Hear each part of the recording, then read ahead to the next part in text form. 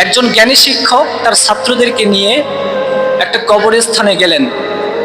কবরস্থানে যাওয়ার পরে ছাত্রদেরকে একটি কবরের সামনে দাঁড় করালেন। এরপর বললেন যে এই যে কবরস্থান দেখতে পাচ্ছ, একটা কবর, এখানে এমন একজন ব্যক্তি শুয়ে আছে যে দুনিয়ার জমিনে অনেক ধন সম্পদওয়ালা ছিল, অনেক ধনী ব্যক্তি ছিল, অনেক ক্ষমতাশীল ছিল, তার দাপট, তার ক্ষমতা অনেক বেশি ছিল।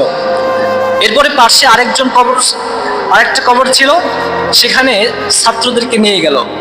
নিয়ে যাওয়ার পরে তিনি বলছেন, জ্ঞানী শিক্ষকটি ছাত্রদেরকে বলছেন যে এখানে একজন ব্যক্তি শুয়ে আছে, যে ব্যক্তিটা দুনিয়ার জমিনে অনেক গরিব ছিল, অনেক দরিদ্র ব্যক্তি ছিল।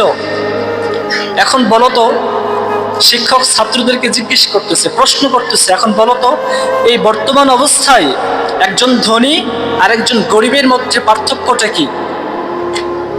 এখানে পার্থক্যটা কি আছে? ছাত্রগুলো অবাক হয়ে চুপ হয়ে গেল, নীরব হয়ে গেল।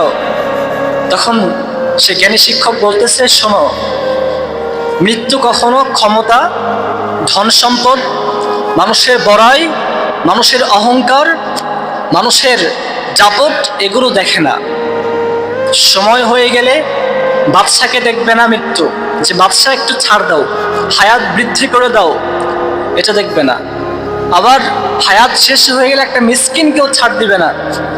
গরিব মানুষ ভালো খাইতে পারে না, আরে করে খাক, একটু ভালো থাক, ভালো করুক, এভাবে ছাড় দিবে না। যদি মেম্বার চেয়ারম্যান হয় ছাড় দিবে? মসজিদের ইমাম, খতিব সাহেব মসজিদে নামাজ পড়ে, থাক, ছাড় দিবে? দিবে না। হায়াত শেষ, আপনাকে যেতে হবে।